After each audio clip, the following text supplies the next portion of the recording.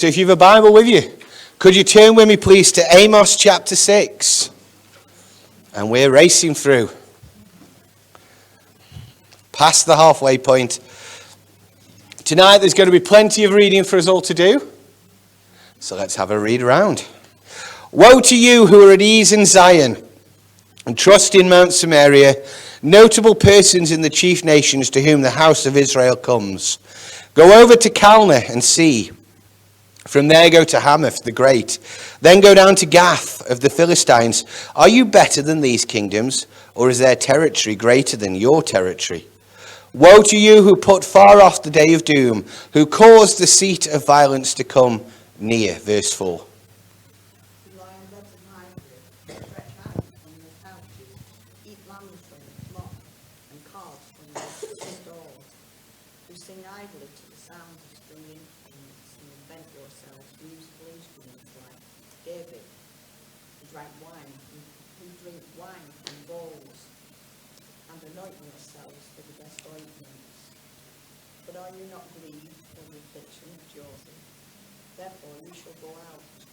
You shall now go captive as the first of the captives, and those who recline at the banquets shall be moved.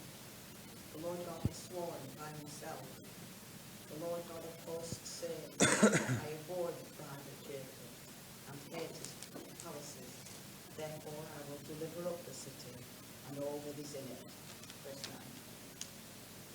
It shall come to pass, if there remain 10 men in one house, they shall die. And when a man's uncle shall take him up, even that he burneth him to bring out the bones of the house, and shall say unto him that it is the innermost part of the house, is there yet any of thee? And he shall say, No then. He shall say, Hold thy peace, we may not make mention of the name of Jehovah. For behold, Jehovah commanded that the great house shall be smitten with breaches, and that the little house with flaps was 12. Your horses run on rocks, as one plough with bear with oxen. Yet you have turned justice into gold, and the fruit of righteousness into wormwood. You who rejoice over the bar, who say, Have we not taken Carnaim for ourselves by our own strength? But behold, I will raise up a nation against you, the house of Israel, says the Lord God of hosts, and they will afflict you from the entrance of Hamath to the valley of Arabah. Very good.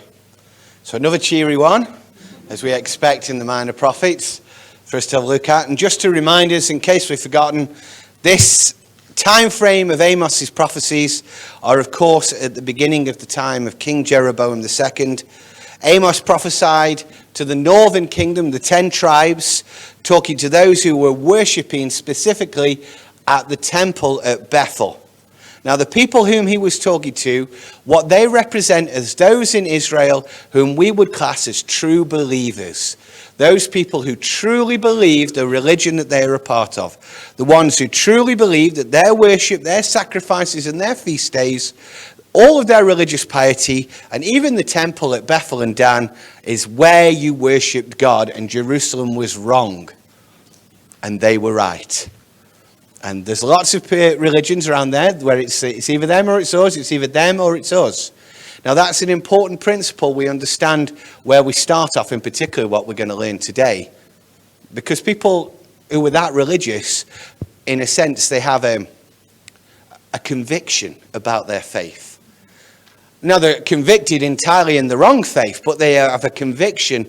And sometimes that conviction in that faith, well, we see on the news, it can be to a great extent where somebody has that conviction that they'll strap a bomb to their chest and blow themselves up. And that's at the ultimate level of conviction and belief that what you believe is right, because there's no coming back from that whatsoever. And there are all different kinds of levels of conviction. These are the people we're talking about who would have that full level of conviction. Now, Bethel is one of these 2 religious centers set up by Jeroboam I. These temples have golden calves in them.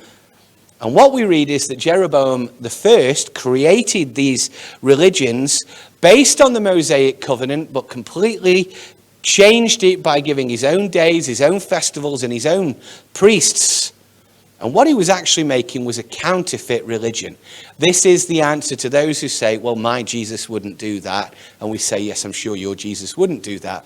But the Jesus of the Bible, the Jesus who is described in the Word of God, this is what he would do.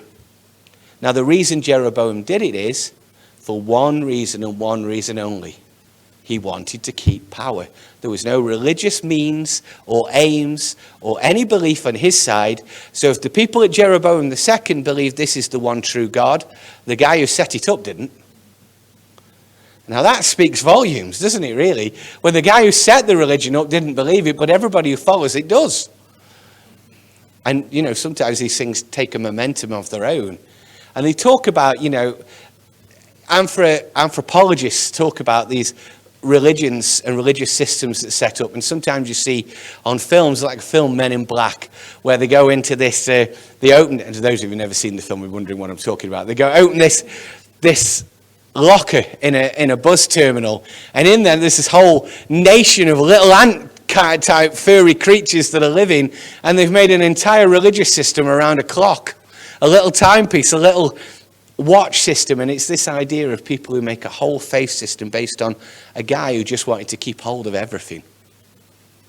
And that isn't alone.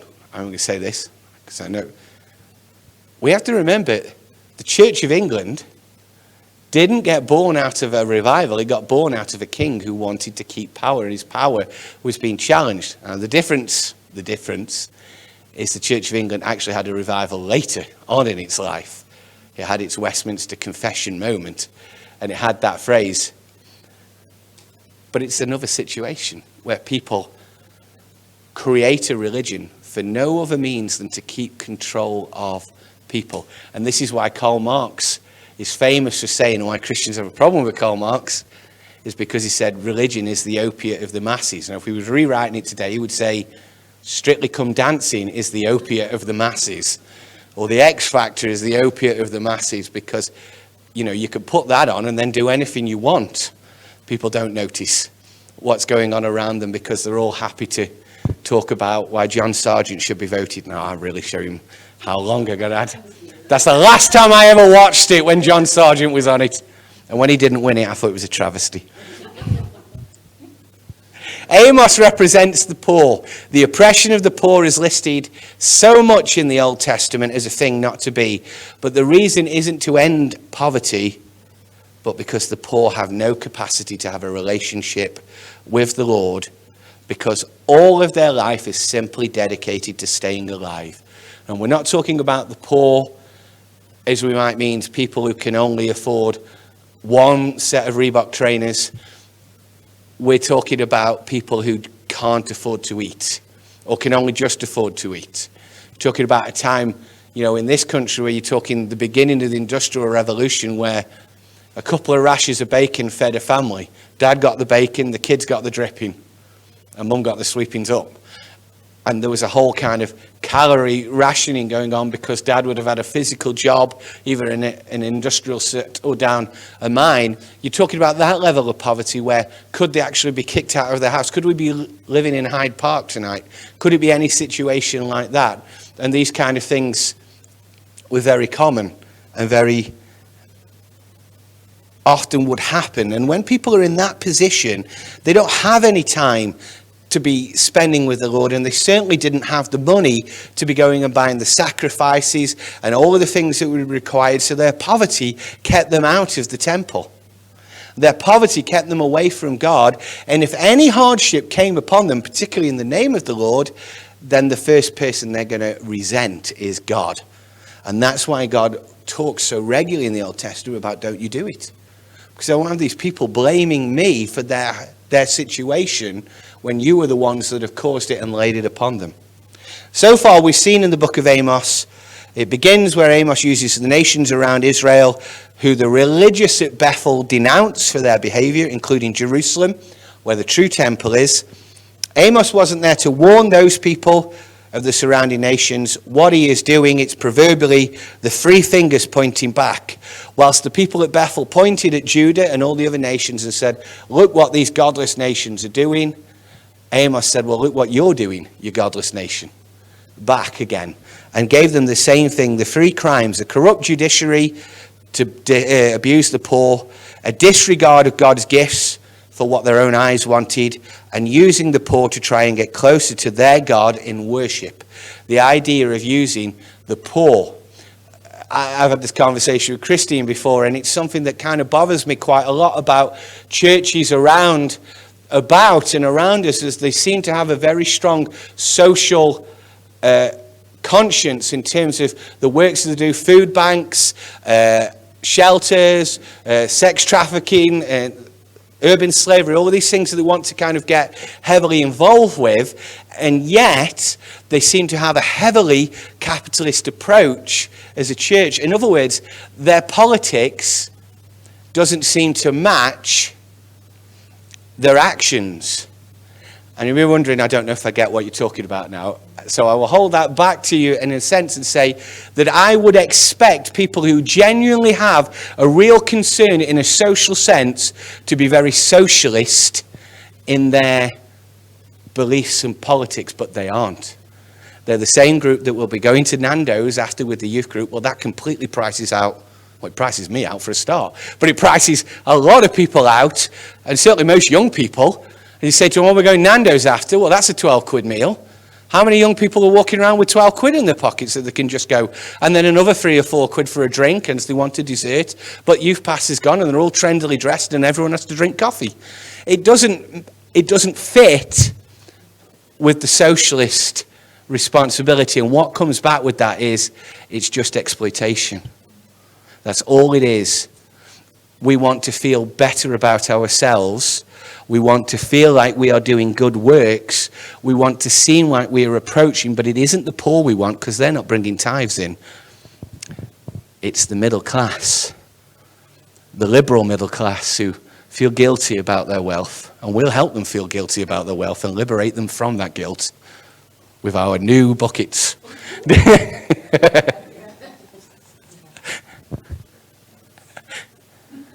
Bigger ones, bigger buckets to liberate the wealth. And that's the problem that comes in. These two things don't fit. There isn't a will that fits with the action. They're completely approaching it from a different way. Now, that is a real crime. Now, what Amos shows in chapter 3, that nothing happens by surprise. To those who are listening to God, they worshipped a golden calf. So when he mentions to them, well, you came out of Egypt, he's immediately pointing to the fact that, well, that's not the first time in history that Israel has worshipped a golden calf, and it went bad. And the real challenge to them is this: listen, open your eyes up, read your own history, look at your own religion, believe what's going on, even look at your own conviction and the fact that God keeps sending you prophets to tell you that you're wrong. Maybe. It's a joke I've heard, but it's a true one. They say if somebody calls you a horse, punch them in the face. If somebody else calls you a horse, you have a right to punch them in the face. But if 3 people call you a horse, maybe it's time to go out and buy a saddle. Because when you hear the same thing coming back and back and back, maybe there's a good possibility that it's true. It's either true or everybody hates you. And it could be that everybody hates you, or it's true. Therefore, you should always listen and listen in to those things. And listen and test. Don't let it destroy you, but test it. But that's it. Yeah. Now, even those who are worshipping here truly believe that this is God, and the worship and the service is what the Lord wants. Everything is telling them that that's just not true. And therefore, the wrath of God is really justifiably poured out on them, because their own evidence points to the fact. But the twist that we learned is those who are actually worshipping at Bethel, this counterfeit religion, which suppresses and exploits the poor people, is created by the wealthy, but it's believed by the poor. It is the poor themselves who were sucked into these religions, who believe that they have to worship at them. Now, Amos is talking to those in his own position. He tells them, the horns that they cling to, where you would ask for mercy, there will be no mercy. There is no God at the end of this. You're worshipping the wrong one. So what do you do with that information if you're told the way that you have worshipped God, the place that you've worshipped God, the religion that you've been brought up in since a little child, that your mum and your grandparents have believed, and you have been taken along to whatever, and somebody turns around to you and tells you, there's no God in your religion. That isn't the Lord, and you hear that information. No, we live in a town where there are many religions and many gods. Are there gods in their religions? No. They're stone statues. They're ideas. They're suggestions made by men who wanted to control and now are believed many centuries down the line by millions, sometimes just thousands. But they are swallowed and hooked up into it, and to completely detach yourself from that. So if you were bought in this church, if you were born in this church, you came to this church, you were brought up in any kind of church, then it wasn't really that hard for you to disconnect from maybe the life that you lived. Maybe you were brought up in a secular household like I was. But I certainly wasn't given any hardship for going to church, other than the time when I came back with wet hair and my mum said, "What on earth has happened to you at church tonight?" I said, "Oh, I got baptised." And we had a long conversation about what that was. I mean, I wasn't sure myself, to be honest, but what just had happened. But this whole kind of process.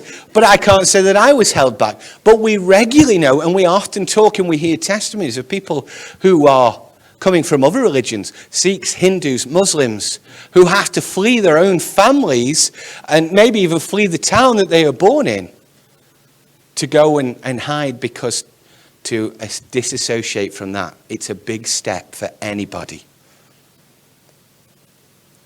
And that's when you've got to ask yourself, is the Jesus that we are teaching, is the religion, the relationship that we are teaching, we might think of it as a simple and easy thing, because for many of us it was a simple and easy thing.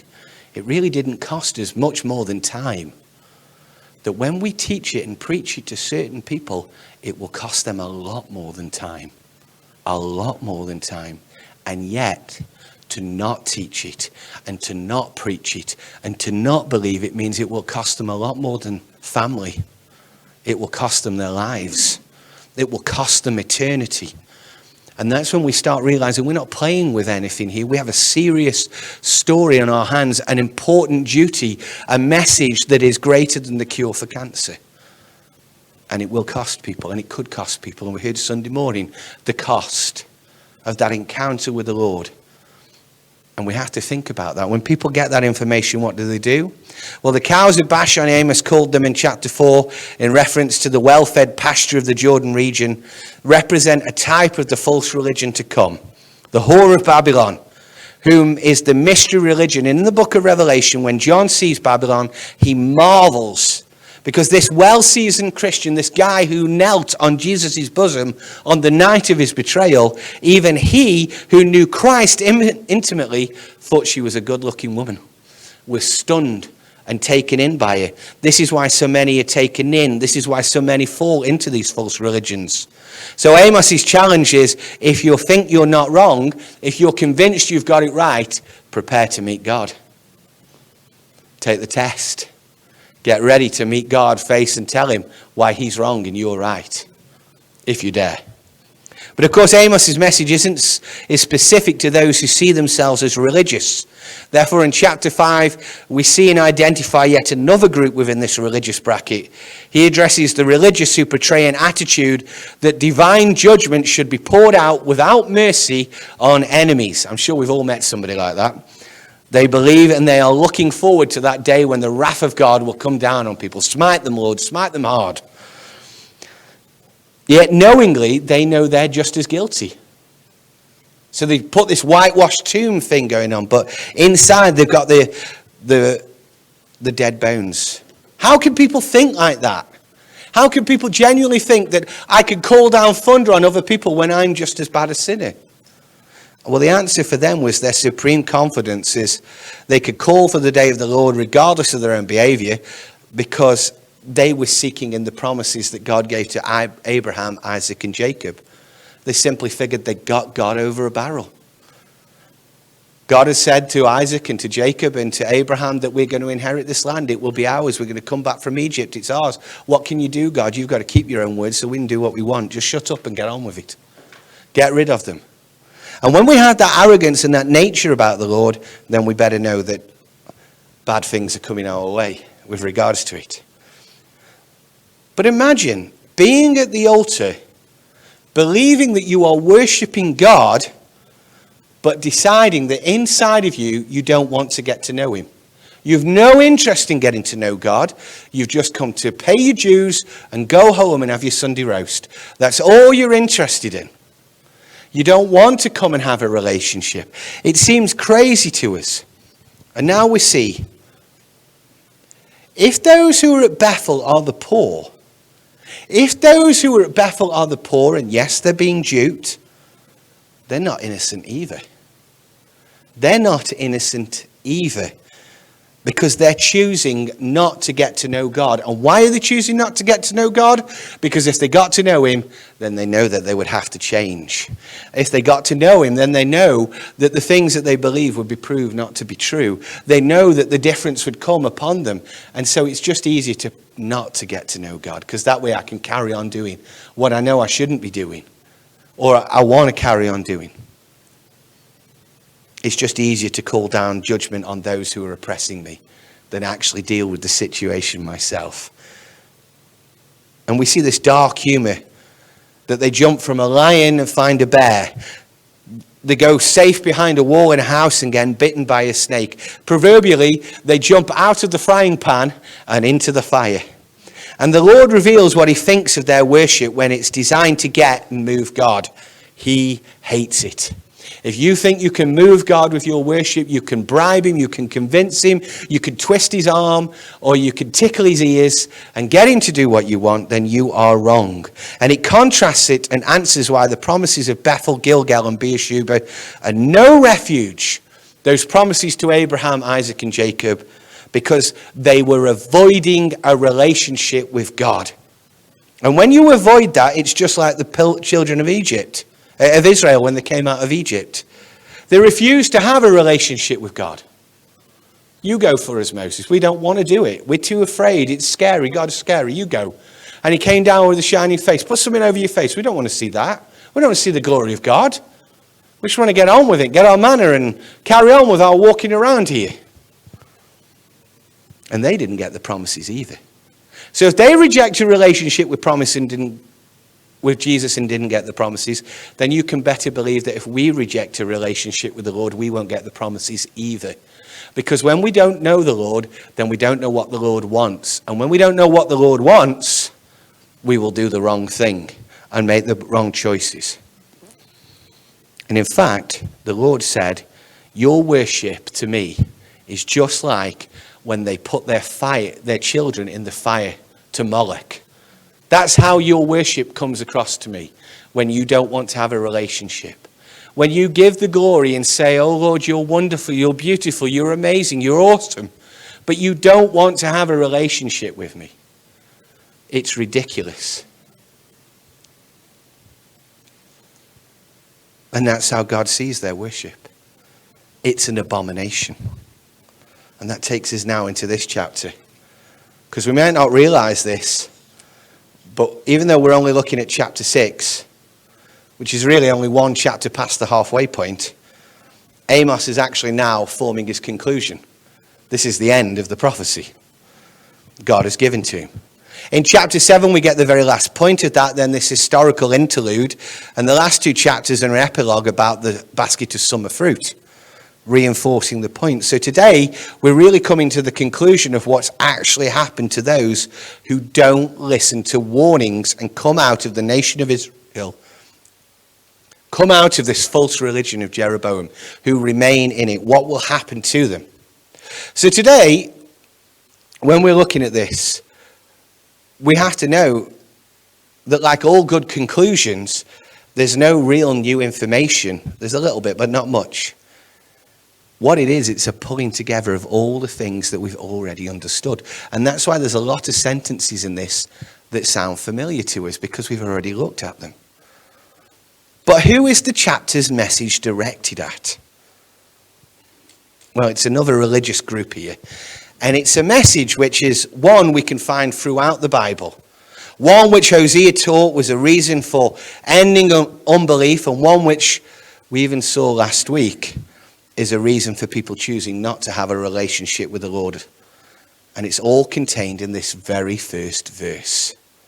The very first verse, it says, "Woe to you who are at ease in Zion and trust in Mount Samaria, notable persons in the chief nations to whom the house of Israel comes."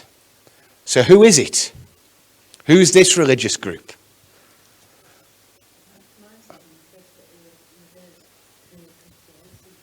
Complacent. And that's an interesting word. What instead of ease? Has everybody else got ease? Has anybody got anything different to ease? Now, we will come back to that in a moment, and that's a good and interesting point. Have you ever heard the phrase, "Woe to those who are at ease at Zion"? Now, this is the only place it is in the Bible, but it is, if anyone's ever read Pilgrim's Progress, when Christian escapes out of Vanity Fair, he goes to a place where he goes to recuperate because he's been beaten and all of the things that are there. And he says at the end of it, "And I was at ease in Zion." When they leave, he leaves and makes a huge mistake and decides to come off the King's Highway because the road is too hard and they want to walk on the field for a while. And they get lost in the field and they end in the castle of the giant Despair. So you can understand that phrase, "Woe to those who are at ease in Zion," because it ends in a disastrous place. And that phrase, being at ease, everything's good, life's good, is the minute a car crashes into you. And that kind of phrase and understanding. And it's something you come across as a theme a lot in the Bible, just not that exact wording. It actually happens a lot. So we'll come to that. But there are four elements that make up this group of people from that first verse. First of all, they're at ease in Zion. Secondly, they trust in the mountain of Samaria. Thirdly, the reason they do is because Samaria is the leader of all the nations. And fourthly, because everybody else is following them as well. So what do each of these things mean? Well, let's start with the last three. They trust in the mountain of Samaria. The reason they do is because Samaria is the leader of the nations and all the rest of Israel follow them. The mountain of Samaria has a very clear meaning to us. And right off the bat, what we know is it isn't a religious one. Because where's the religious center of the northern kingdom? Or centers? Which is an oxymoron because you can't have two centers. Bethel and Dan, not Samaria. So Samaria isn't where they go for religion. Samaria is something completely different. But we read something interesting in John chapter 4 about the mountain of Samaria. Even though it's not a religious center, what does John 4:19 to 22 say? Solomon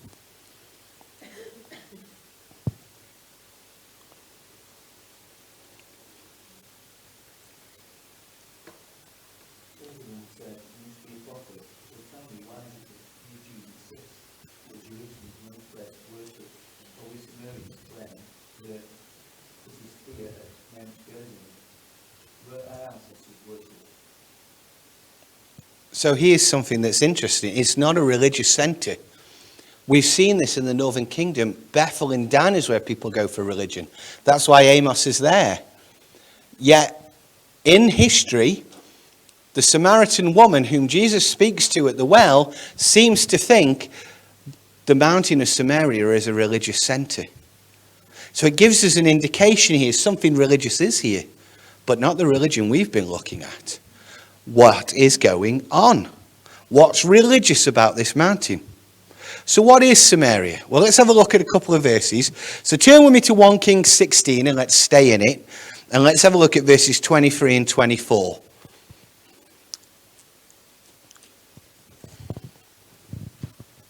1 Kings 16, 23 to 24.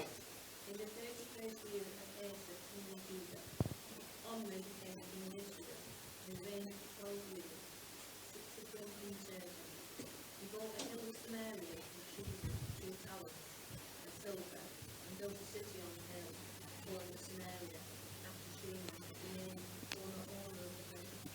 So it becomes the new head or capital of the northern kingdoms. So Samaria is the capital. Now stay in 1 Kings 16, don't turn out. Now that's something we've previously seen. It's something we looked at in Hosea. It's something we've already looked at in Amos. But as interesting as that isn't the reason for it being mentioned. It's not that it's the capital.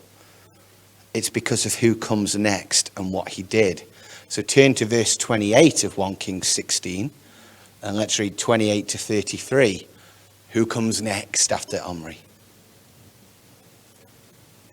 Along the rest of his father came early in Samaria, and Ahab his son reigned in his place. On the 13th year of Asa, king of Judah, Ahab the son of Omri became king over Israel. And Ahab the son of Omri reigned over Israel in Samaria 22 years. Now Ahab the son of Omri did evil in the sight of the Lord, more than all who went before him. And it came to pass, as though it had been a trivial thing for him to walk in the sin of Jeroboam the son of Nebat, that he took his wife Jezebel, the daughter of Ethel, king of the Sidonians, and he went and served Baal and worshipped him. Then he set up an altar to Baal in the temple of Baal, which he had built in Samaria, and Ahab made a wooden image. Ahab did not provoke the God of Israel to anger, and all the kings of Israel who were before him. So now you see why it became a religious centre. Just not a religious centre of the worship of God, but a religious centre of the worship of Baal. And something new came into Israel that wasn't what Jeroboam created. Jeroboam created his own version of Judaism.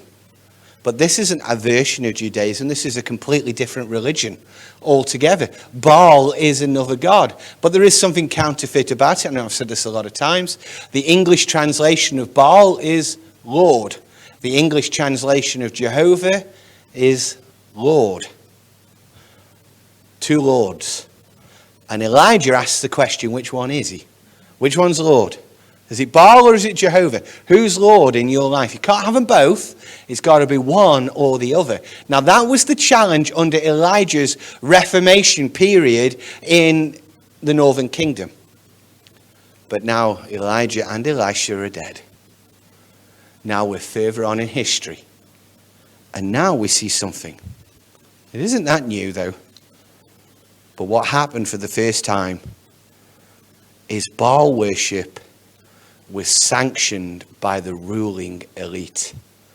The kings of Samaria didn't worship at Bethel. They didn't worship at Dan. They worshipped in Samaria, and they didn't worship God. They worshipped Baal.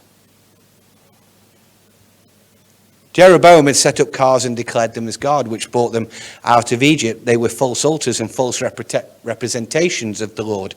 But they were an attempt at a worship of the one true God, as evil as it was. Under Ahab and through his wife, the worship of Baal became an official religion of Israel. They now had two official religions. And they were both recognized. The prophet of the Lord were persecuted and killed by the prophets of Baal and by Jezebel. And the worship of Baal was the religion of the king. Now, up until this point, who have we been talking about in Bethel? Who is it that Amos is prophesying to? Religious zealots. People who are full-on believers. People who genuinely believe these cows are the ones that brought them out of Egypt. Why on earth have they tolerated a second religion in their nation? How have they come to allow the kings of their own nation? Why haven't they split off and become the third nation of Israel? And said, no, we're not having that. We're not having Baal worship come into our great nation. We are worshippers of God. We worship at Bethel and we worship at Dan. They're pointing the finger at Judah and saying, you guys aren't keeping the law, but we worship God correctly. Except for my king worships a different God. The ruling elite, the people who are actually in charge and in control, they don't believe in God. Only we poor believe in God. Why have they not risen up and had their own civil war? Why have they accepted it? Why have they gone along with it? It's an interesting point that comes out to us that really now starts to open up a lot to us. And the answer is because of reasons 3 and 4. Because the king of the mountain of Samaria, what was he bringing? Well, he was in charge of the nations. He was powerful. He brought glory to the nation. And everybody else followed him. Have a look at 2 Kings 14 and verses 23 to 29. We've looked at it lots of times, but let's just remind ourselves what Jeroboam II and what it actually looked like to live in Israel at this time. 2 Kings, make sure you're in number 2. 2 Kings 14, 23 to 29.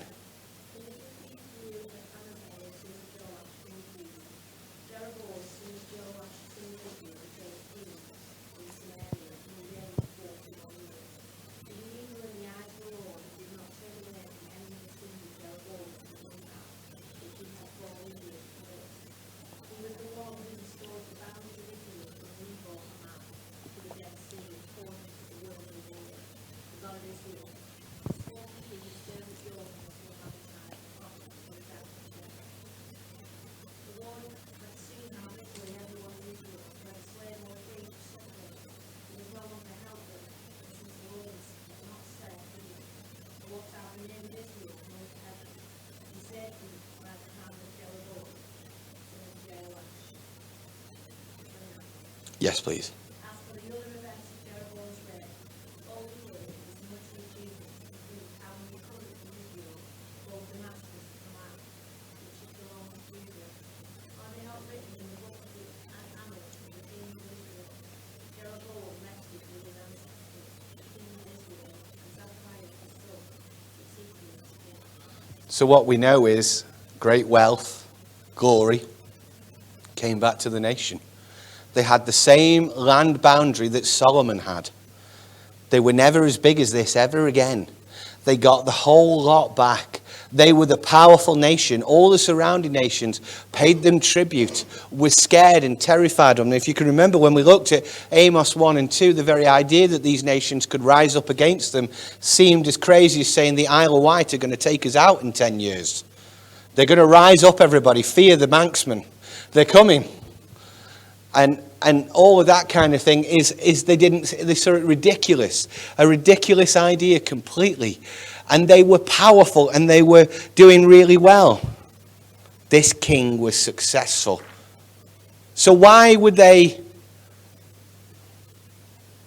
accepting this Baal worship? Well, today young people at school, salesmen in work environments and self-help books, guide society, surround themselves with successful people. You are taught constantly, hang around with the successful ones. I remember being in a sales job and talking to a lad, and my team manager came up to me and said, don't talk to him, he gets less sales than you. Go and talk to somebody else. Go and talk to somebody who gets more sales than you. I thought, well, he'd be talking to somebody who gets less sales than him. Somebody's got to do it. This doesn't make any sense to me.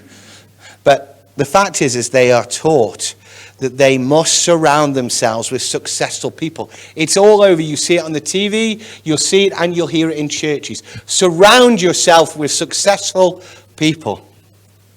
Learn from them.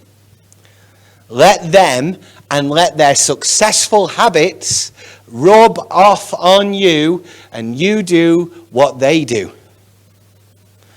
But this isn't new thinking. This isn't 21st century thinking.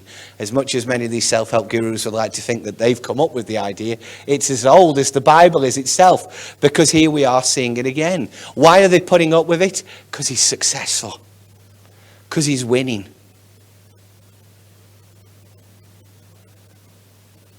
Fans love the manager of a football team when he's winning. And when he's losing, even though he may have won for the last 15 years, he's losing now, he's terrible. worst manager ever. Hasn't got a clue what he's doing. And they'll soon have the banners out, and they'll be out on the stadium. We want him out, we want him out. Successful people. However, the cost of surrounding yourself with successful people and letting their habits rub off on you is, what if their habits aren't godly ones? What if their nature of success isn't something that is godly, that is goodly, that is something that the Lord would approve of? What if they are dishonest means to become successful? And on this subject of compromise, Hosea has already taught us. The wound could never be healed whilst this connection with Baal always remained. It didn't matter how successful they were. They would always slip away from the Lord whilst the Baal worship was still going on. They would always be drawn back to it. But of course, the irony of all this compromise and following these habits was, it wasn't either Baal or the king who provided the results. It was the Lord who worked through Jeroboam. It was God who actually took pity on them. It was God who gave them these extra boundaries. It was the Lord who gave them the lot, and they didn't give him a single jot of recognition for it. It wasn't God who did it. It was Jeroboam, and we're going to worship Jeroboam, and we're going to follow Jeroboam. Jeroboam can do what he wants because he keeps getting us stuff. And it was the Lord through Jeroboam that saved them. What looks like success and where it comes from, we must be very careful. And we must carefully consider it before we take on these ideas. Well, this church is doing such and such, and it seems to be working for them. Well, where's it come from? What's the compromise nature of it? Is it really a successful idea, or have they had to sell their soul to be able to get there? And of course, the last reason, well, everybody else is following him, is the worst reason ever. As my mother used to always say, if everyone was jumping off a cliff, would you jump off a cliff too? And if I wasn't in arm's reach, the answer that would come back is, yes, I would. And then I'd bolt through the door. You see, we have to understand something. In the Bible, the majority are usually always wrong. The 10 tribes were wrong. Only Judah was right. The 10 spies were wrong. Only Joshua and Caleb were right. Korah and Dathan and their sons were wrong. Only Moses and Aaron were right. All the leaders of Israel at the time of Jesus were wrong. Only the 12 disciples were right. It isn't about what the majority want, but what the Word of God teaches. And if we are drawn by the majority because everybody else is doing it, well, everybody else is doing it, so it's okay, then we're just all heedlessly going down the wrong way. Remember, the way to the Lord is a narrow way, and few find it. But the way of destruction is broad, and everybody's on that road. And yet what Amos 6:1 tells us about this religious group is, they don't tolerate Samaria, the mountain of Samaria, because it's been bringing success and because everyone else follows them. What it says is, they trust in their leadership. Now the word for trust here in the Hebrew is botark, and it means to be secure and in a place of refuge. Now it doesn't mean a place of refuge you flee to. It means a place of refuge. You found yourself in this situation, and now I'm going to find myself safe in it. And now the absolute hypocrisy is revealed to us. These true believers, these ones who absolutely believe that these cows are God, whom Amos has been sent to, the hypocrisy of them is revealed to us. They may be poor, following the religion set up by the wealthy to keep in power. They may have been duped into believing it. But Amos has showed us through all of these chapters, through Israel's history, through their own conviction, through what their own eyes were showing them, that there have been many prophets telling them that this isn't God. This isn't the one that brought them out of Egypt. We've seen that they've actually physically chosen not to have a relationship so that they don't have to ask those questions. We've seen that they've chosen clearly that they don't want to get to know God. And now we learn that for all their zeal, for all their passion of the cows that are here at Bethel and at Dan, they're not very zealous at all. They're willing to embrace anything and any other practice, and they will put their utter trust in it. Hang on a second. I thought these were your gods. You're going to trust in Baal as well? You're going to trust in people who believe in other? Yeah, I am. Because it's bringing me what I need and what I want. If there was ever a question in your mind of the fairness of the judgment on those who thought they were worshipping God but weren't, then Amos, I hope, has taught you otherwise. These people who are caught up in the Catholic Church, who are caught up in the Mormons, who are caught up in the Jehovah's Witnesses, who are caught up in Islam, it is a sad, sad fact that they are caught up in it, that they may have been duped in it, that they may have been brought up in it. But their eyes are teaching them that it's not real, and they're ignoring them. Their heart is telling them it isn't real, and they're ignoring it. Their own religious books are telling them that it's wrong. Their own religion is telling them that there's nothing in this. And the fact is, if they're so zealous for it, why aren't they defensive of it? And they aren't. They'll support every other religion going that will bring them that success, that will help them with it. But regardless if you think that then those who are listening to Amos couldn't have walked away with any other conclusion. The whole thing is made worse by this statement that is coupled to this trust in Samaria, they being at ease in Zion. That phrase really provides us with a contradiction completely. Now it's a phrase, it's one we need to listen to apply to ourselves. Because throughout the Bible you'll see variations of that as a statement that those who are being at ease then fall into judgment.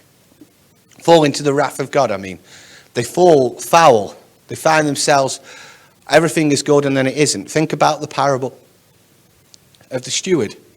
And he thinks the master isn't coming, so he starts beating the other stewards. He's lazy and he's a glutton. And then all of a sudden the master comes back. And it's all about the suddenness. That's why it's a woe. I'm ease, I'm relaxing. Oh, the boss is here. And I should be out in the field. As the phrase goes, Jesus is coming back. Everybody look busy. But it's not look busy, it's be busy. So no matter how hard you try it, you've got to. You've got to work hard with it. See, to the people Amos was talking to, this statement's a little confusing. Zion isn't found in Israel, it's found in Jerusalem. So what is Zion? We're going to look at a couple of scriptures to reveal it to us. First of all, let's turn to 1 Kings 8:1, which is the first mention of cannibalism in the Bible. I took you a while to get that, 1 Kings 8:1. I know 2 Kings 8:1 is a different, but 1 Kings 8:1. There you go. I've seen who's awake, to be honest. 1 Kings 8:1. What is Zion? Solomon never summoned to Jerusalem the elders of Israel and all the heads of the tribes, the leaders of the ancestral families of the Israelites. They were to bring the ark of the Lord's covenant to the temple and to the location in the city of David, also known as Zion. It's a title that is connected to Jerusalem once David had conquered the place. Once David had conquered it and made it his capital city, now Jerusalem isn't in Judah, it's in Benjamin. And he thought that important so that there was a note there that the Judean king was in Benjamin, was in the tribe of Benjamin, particularly because Saul himself was a Benjamite first, the first king of Israel.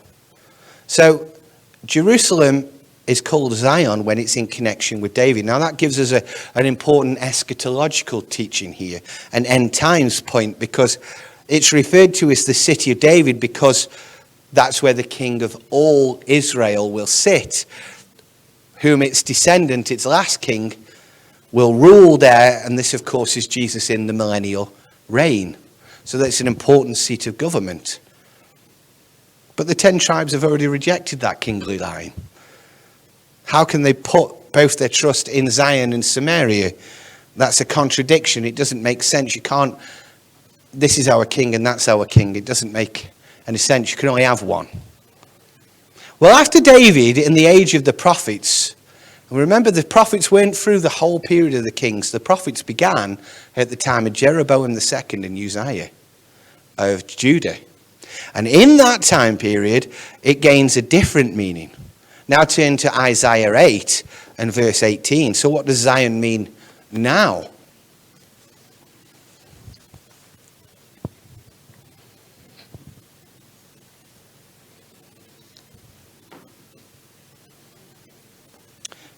Isaiah 8:18.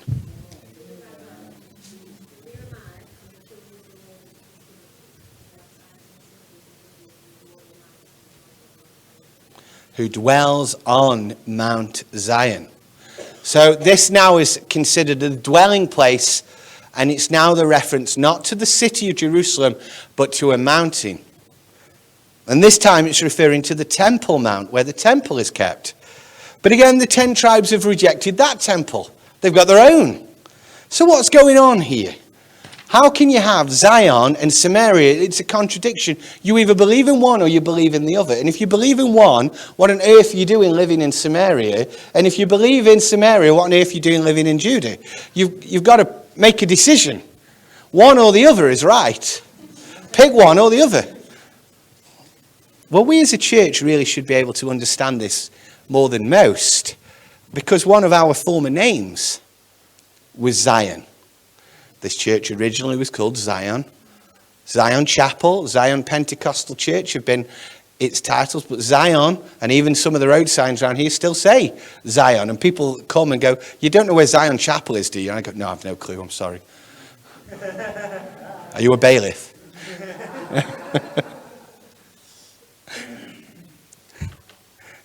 It took me 3 years to disconnect to the right gas company because Zion was still sitting over the flat. And even now, if you put it into any of those postcode finders, it's 2 Lower Ashworth, flat 2 Lower Ashworth, flat 2 Zion Pentecostal Church, Lower Ashworth. They're all the same address. And they all come up on the same time. You see, Zion, we understand it because, well, let me ask you the question. Is Blackburn the seat of the temple? Is this where the temple is to be rebuilt? No. And in case anybody was hoping for that, no, it's not. Blackburn is not going to be the center. That song, Jerusalem, did these ancient feet once sit on? No, they didn't. Never. Of course it isn't. So turn with me to Hebrews 12, and let's have a look at verses 18 to 24. Let's try and understand this phrase, Zion. And for Andrew, who was worrying that it's 8:45 and we haven't got past verse 1 yet.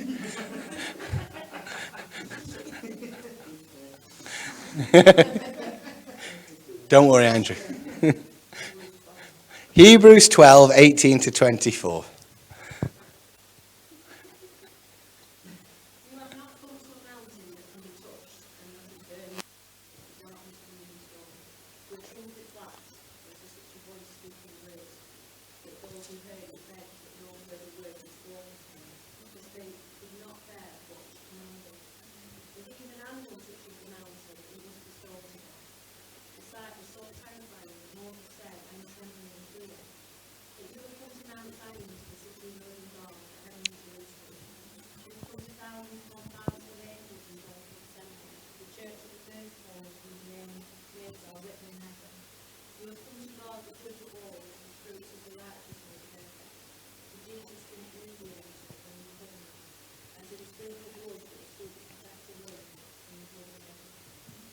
So when you all accepted Jesus as Saviour, you all came to Mount Zion.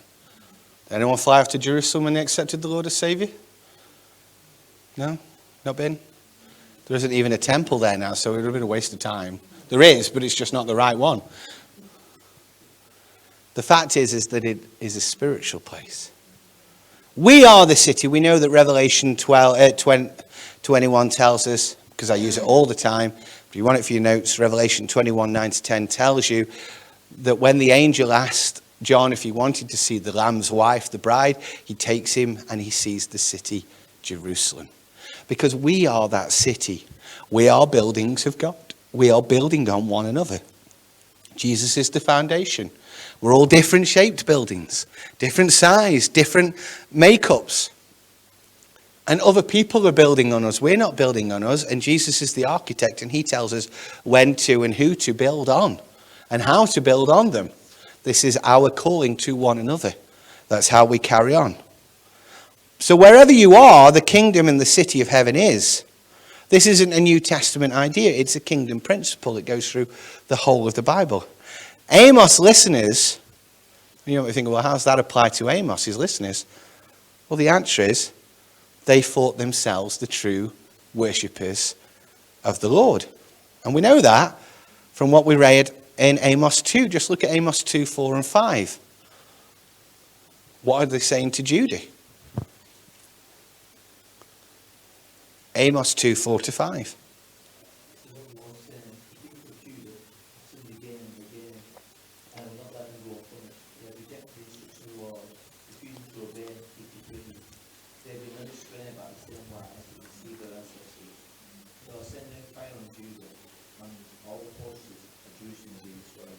Now, of course, it's the Lord that said that, but he's saying that because that's what the people at Bethel think. Yeah, look at them over there. They think they're so godly. We're God's chosen people. You're supposed to judge them, God. You need to pour down your wrath on them.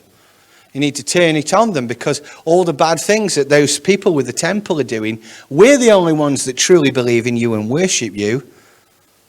So therefore, we're the people of Zion. It isn't that the Lord thinks that they're the people of Zion. It's that they think that they're the people of Zion. They don't think Judah are the people of Zion. They think they're the people of Zion. They're the true believers. They're the ones who've got it right. Yet what we've seen is they couldn't be further from the truth. Their own eyes should be telling them that they've got this completely wrong. And in fact, for them to come to this suggestion and idea that they are carrying the kingdom of heaven around with them wherever they go, they are fully blessed by God, even though that they have chosen not to have a relationship with God, to believe that God is, they are his and they are Zion, means that they have got to have some major blinkers on to be absolutely ignoring the plain truth in front of them, that they are nothing of the sort. But they've come to the conclusion that they're God's people, even though their entire life proves that's just not true. How can they think they're the heavenly city when everything that they do is completely in opposition to the book and the word of God? And that's exactly why Amos tells them woe. Because that blinker that they've got on is the word at ease. Being at ease isn't wrong. You are not supposed to be like a cat at a statened, terrified, anything's going to pounce at me any moment. I'm walking down the street. Oh no, look at that. I'm not going to heaven anymore.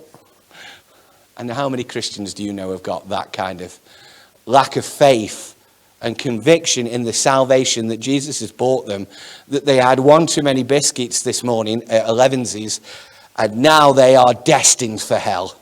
There is no place for them anymore in the kingdom of heaven because they've had too many bourbon creams. They have been a glutton. Or they've allowed a bad word to come out of their mouth. Or they've looked at something they shouldn't have looked. Friends, we've all, I'm going to use an absolute, but we've all at times told ourselves, I can't be going to heaven. I do this. I can't be going to heaven. I've done that. And the devil will very helpfully remind us of all these things as well and say, what are you doing in here? You shouldn't be in here. Look at all these things that you've done. So you get these Christians who they feel like, well, I've got to be constantly on guard, constantly all the time on edge. I can't feel at ease. And that isn't what is wrong. It isn't a command that we should have no confidence in our salvation, because it isn't salvation we've bought. It's salvation that's been bought for us by somebody who could do it. It isn't based on you. You didn't save yourself, and therefore you can't keep yourself saved. That isn't the case and the way it works. That wasn't where these people listening to Amos' trust was. You see, the thing is your confidence and trust should be in the one who provides you with salvation. But their trust was in the king of Samaria and his Baal worship, not in God at all. They didn't trust God. They didn't believe God was doing anything for them, even though they were the one true religion, and even though they were the Zion and the heavenly city. They didn't really trust God. They trusted the king instead. They trusted their leader. They trusted him to guide them their way. There are 3 words for being at ease in Hebrew. The first one is shuran. That means to be quiet, restful, and peaceful. Do you think that that's something that as Christians you shouldn't be? Kind of hope not, don't you? You are more than welcome to be quiet and restful. Please do that. It's good for you. The second word is shalanon, and that means to be tranquil. So to be tranquil. Now, think about Paul and Silas, covered in blood, beaten half to death, worshipping God, and all of those prisoners around them thinking, hey, these guys could carry a tune. And wondering what's going on, because they had an absolute tranquility over them. They were in utter peace, in utter chaos, because God was with them. That's the right kind. But the word that is here is sha'anon, and it means to be pridefully arrogant. Woe to those who are full of pride and arrogance, that they are the people of God. And this takes us all through what we've seen. Their belief that no nation could ever come against them because they're wealthy and because of their might. The suggestion that because of the covenants at Bethel and Beersheba and Gilgal, God had to protect them. What could ever happen to them? And this final conclusion, which we read here in Amos 6:13. You who rejoice over nothing, who say we have taken horns for ourselves by our own strength.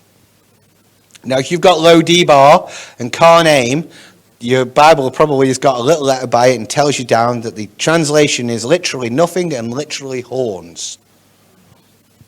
You who rejoice in nothing at all.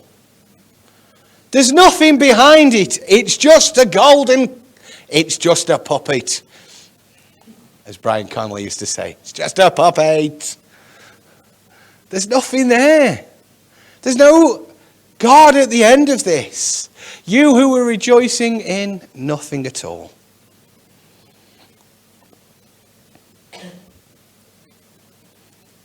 You actually arrogantly trust and rejoice in nothing at all.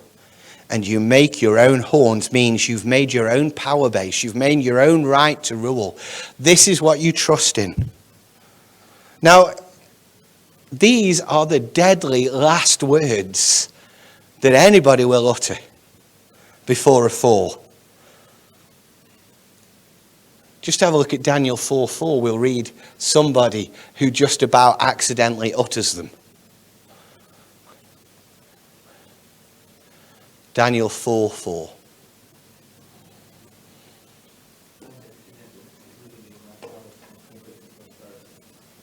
I was living in comfort and prosperity. And the next thing you know, I'm mooing like a cow for 7 years. And eating the grass and letting the dew rest on my back and nobody could come near me.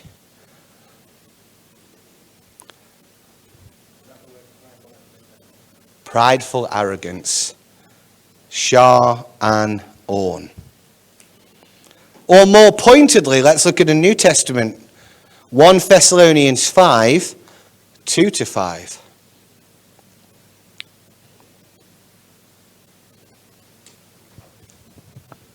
One Thessalonians 5, 2-5. You know quite well that the day of the Lord will come unexpectedly like a thief in the night.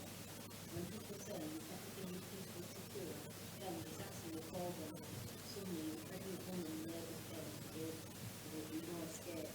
But you aren't in the dark about these things, dear brothers and sisters. You won't be surprised when the day of the Lord comes after you. For you are children of the light and of the day. You don't belong to darkness. So we saw this on Sunday night with the angel of death. All of a sudden, everybody's fine. The next thing you know, you're waking up and your firstborn's dead. It's this line over and over again. The ease, the peace, safety. The prophets at the time of Jeremiah saying, no, Lord is going to fight for us and he's going to bring us back from Babylon. And Jeremiah is saying, no, he isn't. You guys are dead men. But in 70 years, God will bring somebody back. It'll only be a remnant, but he will bring them back. And he will start and build again and start to create the plan he always had from Genesis 3:15. The ease, the peace, the quiet. And yet, what does 2 Peter 3:5 say about those? Because if they're in darkness, then it means their darkness is their arrogance. Their arrogant phrase, nothing will ever happen.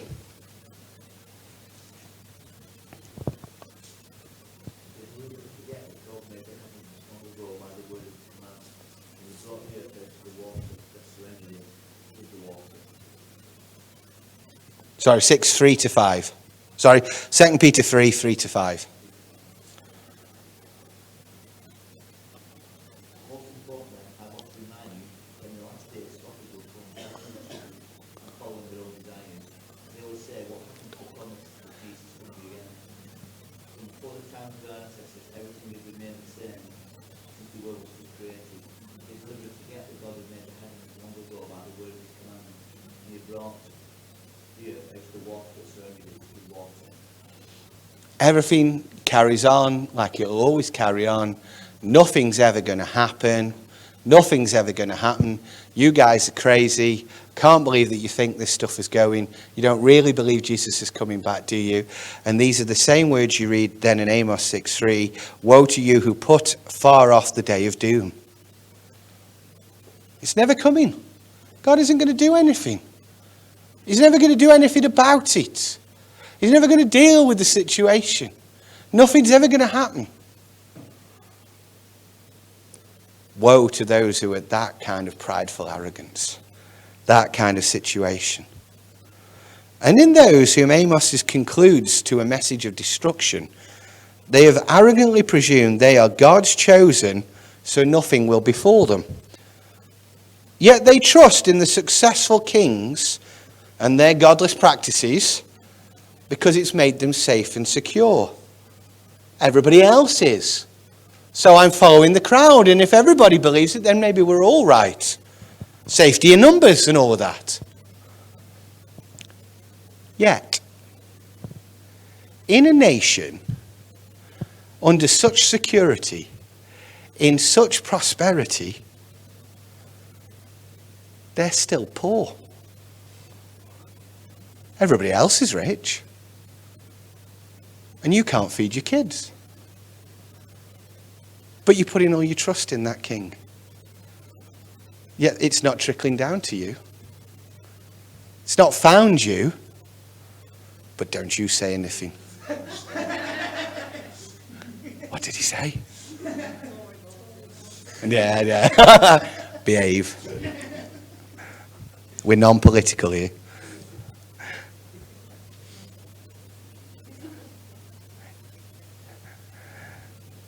In a nation under such security and prosperity, they're still poor. They're still exploited. They're still in dire and desperate need. And who's causing that? The ones they're putting their trust in. They're the ones that they're actually causing it, and they're the ones that they're believing to save them, and yet they're the ones that are actually causing them harm, and they're denying God, and they're not trusting in God, they're trusting in... It's like putting the fox in charge of the hen house. Now, promise you won't eat any. I'll have none of them. For the folly of this religious group, it's that they follow after a religion which was set up by a man to remain in power and hope that somehow they'll find God in it. But it isn't God they're looking for. It's a leader that they're looking for. It's someone to bring success to them regardless of the cost. They're looking for a king. And when Israel cried out for a king, that's exactly what Samuel told the nation they would do. And they said, no, we want a king. It's in 1 Samuel 8. You read it in that whole chapter. They come. Samuel's sons are not good men. They can't judge, so they come and say, we want a king like the other nations have got. He can make our decisions. He can go to God for us. That's why we read something that we don't read in the New Testament. In the New Testament, we read about people, ordinary people having a relationship with God, with Jesus. In the Old Testament, we only read about kings and notable people having a relationship with God because everybody else completely obfuscated responsibility and gave it to them. You do it for us. That's why they're so like sheep. There's a good king, we'll all be good. Oh, there's a bad king, we'll all be bad. Now there's a good king and we'll all be good now. There's only one occasion that they actually end up being bad when the king is good. But there's no occasion where they're good when the king is bad. Of course, there's always an exception to the rule. There's always the odd prophet. There's always an Amos. There's always somebody who's willing, like an Elijah and Elisha, somebody who comes from nowhere and does something. But they're far and far between. The general people have completely obfuscated all personal responsibility. You tell me. You direct me. You lead me. You make my decisions for me. It is something that is so common that we've seen it in our own modern history. I'd spent years looking at the Third Reich. One man. People obfuscated personal responsibility. The only nation that did not resist was Germany. There was no resistance movement within the German nation during the Second World War. There was in every other nation, including all the ones that were part of the Axis. Even in Japan, there was a resistance movement. And they were fanatical. But not in Germany. Because people look for that responsibility. Somebody. Let's be the man. Follow him. Follow him. And you do see it a lot. You see it on Facebook. You see it all over. Lots of Christians do it. The leader, the pastor, the person.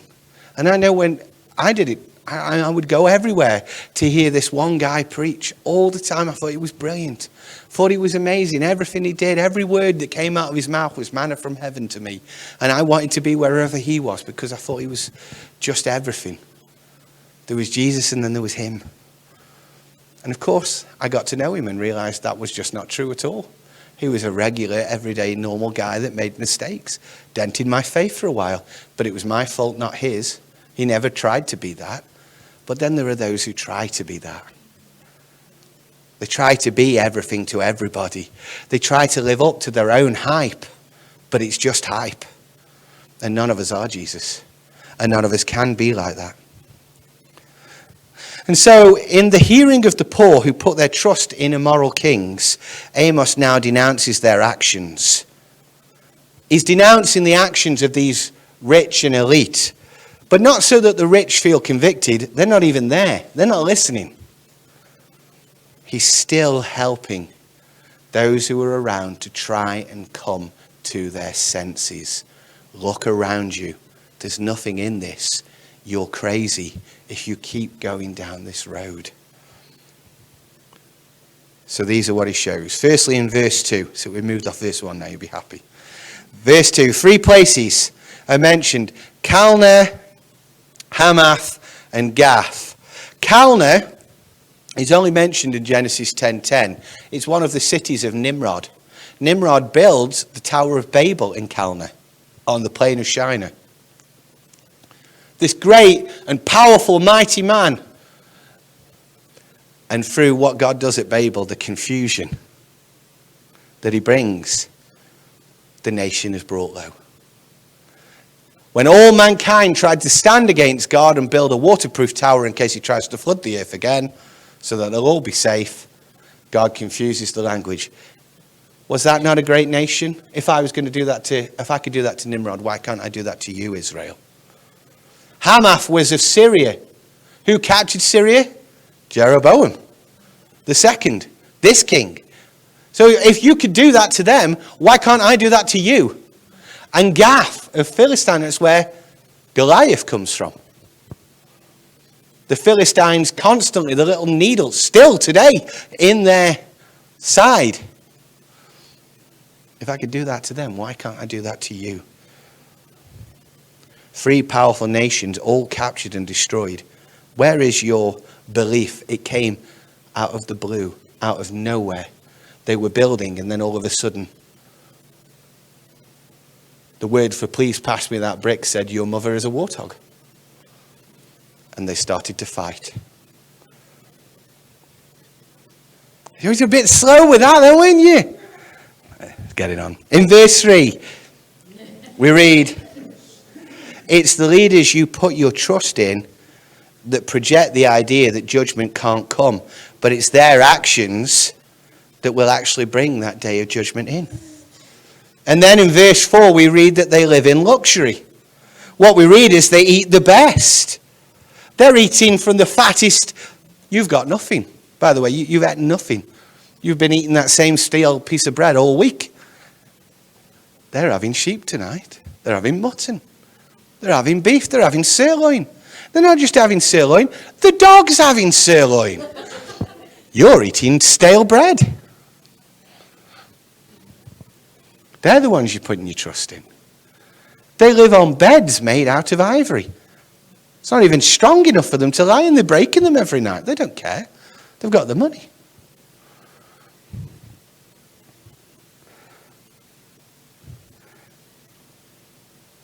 And yet, what they are consuming are the sacrificial animals that they are demanding that the poor give to God. Well, it's fine because the rich are giving them to God as well. We're all equal in our worship. We should all bring our own sheep. Fair enough, that's the only sheep you've got, and I've got 200,000 of them, because the Bible doesn't teach equality, it teaches equity. It teaches fairness based on situation. In verse 5, and this one's really close to home, I'm going to read this to you. Who sing idly to the sound of stringed instruments and invent for yourselves musical instruments like David. That word sing idly, it's a word called porat. It means they chant, and the word actually means impoverished prattle or scattered words. That sounds very much like, yeah, it does, doesn't it? Very much like speaking in tongues, that does.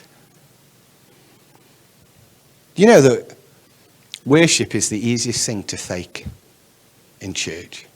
If all you want out of your leader is somebody who can worship God, then put a proper show on if you want. They can weep and they can wail and they can throw themselves. They can be quiet and they can raise their hands. Can't raise my hands now. God isn't striking me down.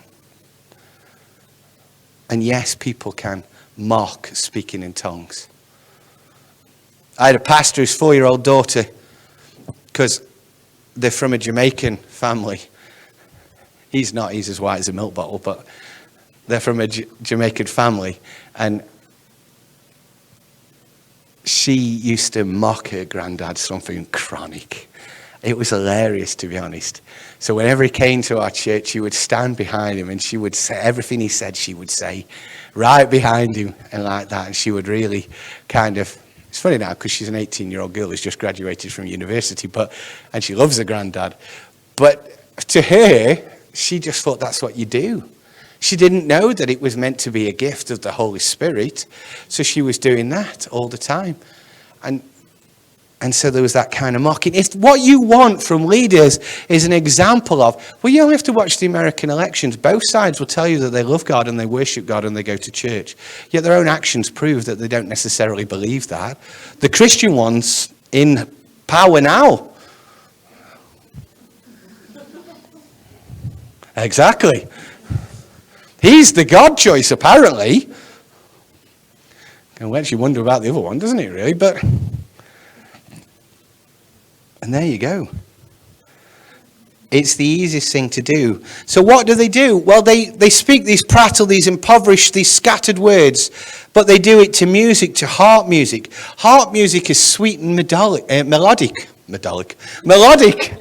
It's a melodic sound. So it's a lovely sounding, hair-tingling kind of moment that they are raising here. What is he saying? He's saying, look, these leaders that you're looking at, these ones that you were believing, the only thing that they do that's remotely spiritual is they write songs.